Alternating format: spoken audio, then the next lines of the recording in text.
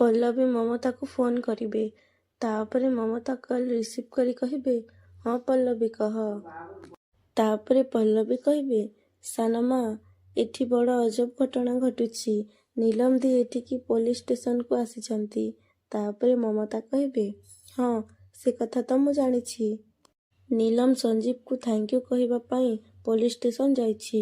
ତାପରେ ପଲ୍ଲବୀ କହିବେ, ହଁ କିନ୍ତୁ ସାନମା, ଏଠି ଯାହା ନ ହେବା କଥା ସେଇଆ ହେଉଛି। ତାପରେ ମମତା କହିବେ, ନ ହେବା କଥା ହେଉଛି ମାନେ? ତାପରେ ପଲ୍ଲବୀ କହିବେ, ମାନେ ମୋତେ ଲାଗୁଛି ସଞ୍ଜୀବ ନୀଲମକୁ ପସନ୍ଦ କରୁଛନ୍ତି। ତାପରେ ମମତା କହିବେ, ନାଇଁ ନାଇଁ ପଲ୍ଲବୀ, ଏ କଥାକୁ ଯେମିତି ହଉ ତୋତେ ଅଟକେଇବାକୁ ପଡ଼ିବ। ନହେଲେ ଆଗକୁ ବହୁତ ବଡ଼ ପ୍ରୋବ୍ଲେମ୍ ହେବ। ନିଜେ ରୁବି ଦିଦି ହିଁ ଏ କଥାକୁ ନେଇ ବହୁତ ବଡ଼ ହଙ୍ଗାମା କରିବେ ଏଠି। ତାପରେ ପଲ୍ଲବୀ କହିବେ, ସେଇ କଥା ତ ମୋତେ ବି ବହୁତ ଚିନ୍ତା ଲାଗୁଛି ସାନମା।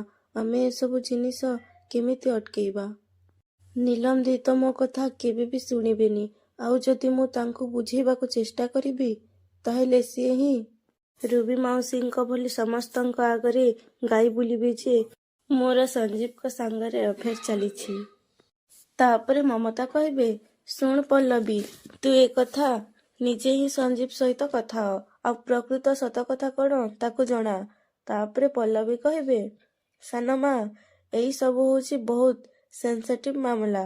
ମୁଁ ନିଜେ ବି ବୁଝିପାରୁନି ମୁଁ ସଞ୍ଜୀବଙ୍କ ସହିତ ଏସବୁ ବିଷୟରେ କେମିତି କଥା ହେବି। ତାଙ୍କ ମନରେ ଯଦି ନୀଲମ ଦିଙ୍କ ପାଇଁ ପ୍ରେମ, ଯଦି ଭଲ ପାଇବା ନଥାଏ ତାହେଲେ ମୋ କଥା ଶୁଣି ନିଶ୍ଚୟ ସେ ହଟ୍ ହେବେ, ଖରାପ ଭାବିବେ ସେ ମୋତେ। ତାପରେ ମମତା କହିବେ, ପଲ୍ଲବୀ, ସଞ୍ଜୀବ ଖରାପ ଭାବନ୍ତୁ କି ନ ଭାବନ୍ତୁ, ତତେ ତାଙ୍କ କଥା ଖରାପ ଲାଗୁ କି ନ ଲାଗୁ, ତତେ କିନ୍ତୁ ତାକୁ ପ୍ରକୃତ ସତ କଥା କ'ଣ ଜଣାଇ ଦେବା ପାଇଁ ପଡ଼ିବ। ସଞ୍ଜୀବ ବହୁତ ଭଲ ପିଲା। ପଲ୍ଲବୀ, ପ୍ରଥମେ ହୁଏତ ସେ ତତେ ଭୁଲ ବୁଝିପାରନ୍ତି, କିନ୍ତୁ ତାପରେ ସେ ନିଶ୍ଚୟ ବୁଝିପାରିବେ ତୁ ଆଉ ଯାହା କରୁଛୁ ଏକଦମ ଠିକ୍ କଥା କରୁଛୁ। ଏ ସମସ୍ୟାର ସମାଧାନ ପାଇଁ କେବଳ ଗୋଟିଏ ରାସ୍ତା, ସଞ୍ଜୀବ ସହିତ ତୋର କଥାବାର୍ତ୍ତା। ତୁ ମୋ କଥା ନିଶ୍ଚୟ ବୁଝିପାରୁଥିବୁ। ମୁଁ ଏବେ ଫୋନ୍ ରଖୁଛି। ଏମିତି କହି ମମତା ଫୋନ୍ ରଖିବେ। ତାପରେ ପଲ୍ଲବୀ କହିବେ, ଏଠି କିଛି ବି ମୋ କାମ ଇଚ୍ଛା ଅନୁସାରେ ହେଉନି। ଯଦି ଏ ଦି ଜଣଙ୍କ ବିଷୟରେ ମୁଁ ରୁବି ମାଉସୀଙ୍କୁ ଜଣାଇବି, ତାହେଲେ ସେ ନିଶ୍ଚୟ ସଞ୍ଜୀବ ନା ଆଉ ସବୁଯାକ ଦୋଷ ମୋ ମୁଣ୍ଡରେ ଲଦିଦେବେ। ହେ ପ୍ରଭୁ, ଏ ସମସ୍ୟାର ମୁଁ କେମିତି ସମାଧାନ ବାହାର କରିବି?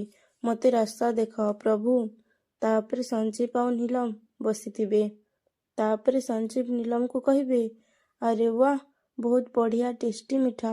ଏମିତି ମିଠା ତ ମୁଁ ଆଜି ଯାଏଁ କେବେ ବି ଖାଇନଥିଲି। ତାପରେ ନୀଲମ କହିବେ, ସତରେ? ତାପରେ ସଞ୍ଜୀବ କହିବେ, ଆରେ ହଁ। ଦେଖନ୍ତୁ, ଆଜିଠାରୁ ଆପଣ କେବେ ବି କହିବେନି କି ଆପଣଙ୍କୁ ରୋଷେଇ ଆସେନି। ନହେଲେ ଏ ମିଠା ଖାଇଲା ପରେ ଆପଣଙ୍କ କଥାରୁ କେହି ବି ବିଶ୍ୱାସ କରିବେନି। ତାପରେ ନୀଲମ ସଞ୍ଜୀବକୁ ଟିସୁ ପେପର ଦେବେ ଆଉ କହିବେ, ନିଅନ୍ତୁ, ମୁଁ ଆସୁଛି। ଯଦି ଆପଣ ମାଇଣ୍ଡ ନ କରିବେ, ତାହେଲେ ଡ୍ୟୁଟି ସାରିବା ପରେ କଫି ପିଇବାକୁ ଆସିବେ। ତାପରେ ସଞ୍ଜୀବ କହିବେ, ହଁ ହଁ, କାହିଁକି ନୁହେଁ, ସିଓର। ତାପରେ ରୁବି ଆଉ ରିମଝିମ୍ କିଚେନରେ ଥିବେ। ତାପରେ ରିମଝିମ୍ ରୁବିକୁ କହିବେ, ଆପଣ ଏବେଠୁ ଆଡଭର୍ଟାଇଜ କରିବା କିଛି ବି ଦରକାର ନାହିଁ। ଯେତେବେଳେ କରିବେ ସେତେବେଳେ ମୁଁ ମୋ ନିଜ ଆଖିରେ ଦେଖିନେବି। ତାପରେ ରୁବି କହିବେ, ତୁ ଟେନସନ୍ ନେନି ରିମଝିମ୍, ସେ ମହେନ୍ଦ୍ର ବେଲା ଆଉ ମାତ୍ର କିଛି ସମୟ ପରେ ଆସିଯିବ। ତୁ ଖାଲି ଦେଖି ଚାଲ ମୁଁ କ'ଣ କରୁଛି। ତାପରେ ଅଚାନକ ବେଲ୍ ବାଜିବ। ତାପରେ ନିମକି ଡୋର ଖୋଲିବାକୁ ଯାଉଥିବ। ତାପରେ ରୁବି ନିମକିକୁ କହିବେ, ରହ ନିମକି, ମୁଁ ଦେଖୁଛି। ତାପରେ ନିମକି ଡୋର ପାଖକୁ ଯିବ। ତାପରେ ରୁବି ଦୌଡ଼ି ଦୌଡ଼ି ଆସିବେ ଆଉ ନିମକିକୁ କହିବେ, ତତେ ପରା ଥରେ କହିଲି ମୁଁ କବାଟ ଖୋଲିବି ବୋଲି, ତତେ କ'ଣ ଶୁଣାଗଲାନି? ମୋ ଘରୁ ମୋ ପାଇଁ ପାର୍ସଲ ଆସିଛି, ତୁ ଯା। ଏମିତି କହି ରୁବି ଡୋର ଖୋଲିବେ ଆଉ ପାର୍ସଲଟା ଆଣିବେ। ଆଉ ଆସି ମାୟାକୁ କହିବେ, ମାୟା, ଏଥିରେ ତ ସେମିତି କାହାର ପର୍ଟିକୁଲାର ନାଁ ଲେଖା ହେଇନି, କିନ୍ତୁ ଏଡ୍ରେସଟା ଏଠିକାର, ତେଣୁ ବୋଧହୁଏ ତୋରି ପାଇଁ। ତାପରେ ମାୟା କହିବେ, ମୋ ପାଇଁ? ତାପରେ ରୁବି କହିବେ, ହଁ ତୋରି ପାଇଁ ହେଇଥିବ। ଦେଖିନୁ, ଆଥିରେ ଲେଖା ହେଇଛି, ପୂଜା ପୂର୍ବରୁ ଜାଣିବା ଜରୁରୀ। ତାପରେ ଦାଦିମା କହିବେ, ଆରେ ତାକୁ ଧରିକି ଠିଆ ହେଲୁ କାହିଁକି? ତୋ ଘରୁ ତ ଆସିନି ନା, ଦେ ମାୟାକୁ ଦେ। ତାପରେ ମାୟା ରୁବିକୁ କହିବେ, ଦିଦି ଖୋଲିକି ପଢ଼, କିଏ ଦେଇଛି, କାହିଁକି ଦେଇଛି, ଆଉ କୋଉଠୁ ଆସିଛି ସବୁ ଜଣା ପଡ଼ିଯିବ। ତାପରେ ରୁବି ସେ ପାର୍ସଲ ଖୋଲିବେ ଆଉ କହିବେ, ଏଥିରେ ତ ଗୋଟେ ଚିଠି ଅଛି ମାୟା, ତୋରି ପାଖକୁ ଲେଖା ହେଇଛି। ତାପରେ ମାୟା କହିବେ, ପଢ଼। ତାପରେ ରୁବି ସେ ଚିଠି ପଢ଼ିବା ଆରମ୍ଭ କରିବେ।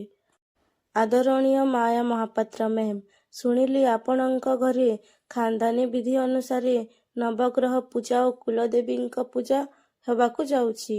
କିନ୍ତୁ ମୋ ଜାଣିବାରେ ଆପଣଙ୍କ ଖାନଦାନର ବିଧି ଅନୁସାରେ ଅଶୁଭ ନକ୍ଷତ୍ରରେ ଜନ୍ମ ହୋଇଥିବା ବ୍ୟକ୍ତି ପୂଜାରେ ବସିବା ଉଚିତ ନୁହେଁ।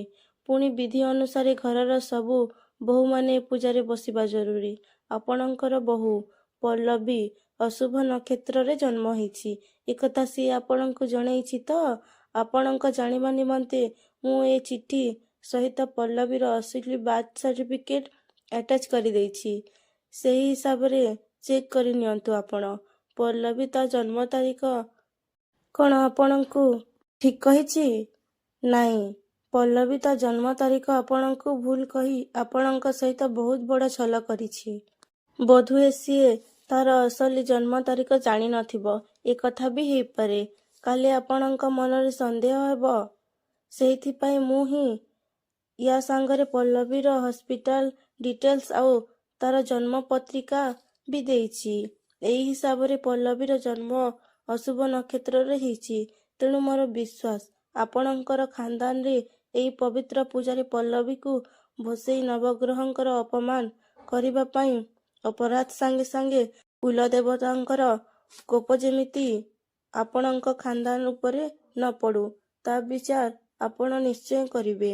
ଇତି ଆପଣଙ୍କର ଶୁଭଚିନ୍ତକ। ତାପରେ ରିମଝିମ୍ କହିବେ, ଅଶୁଭ ନକ୍ଷତ୍ରରେ ଜନ୍ମ ହୋଇଥିବା ବ୍ୟକ୍ତି କୁଳଦେବତାଙ୍କ ପୂଜାରେ ବସେନି, ଏକଥା ମୁଁ ଶୁଣିଛି।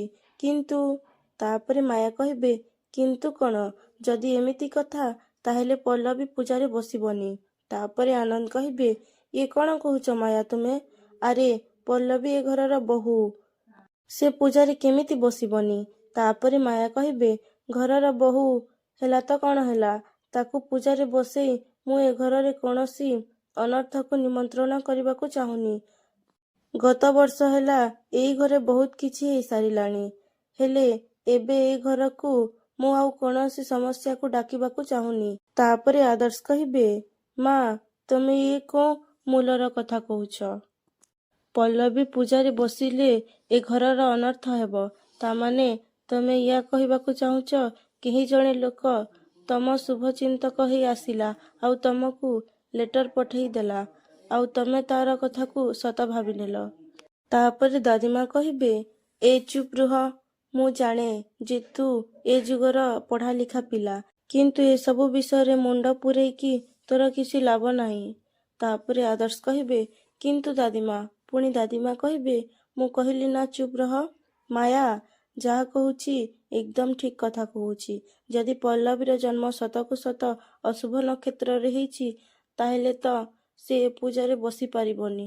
ନା, କେବେ ବି ନୁହେଁ। ତାପରେ ରୁବି ରିମଝିମ୍କୁ କହିବେ, ଏବେ କହ, ମୁଁ ଚୋଟ ମାରିଲା ବାଲା ନାଗୁଣୀ ନୁହେଁ?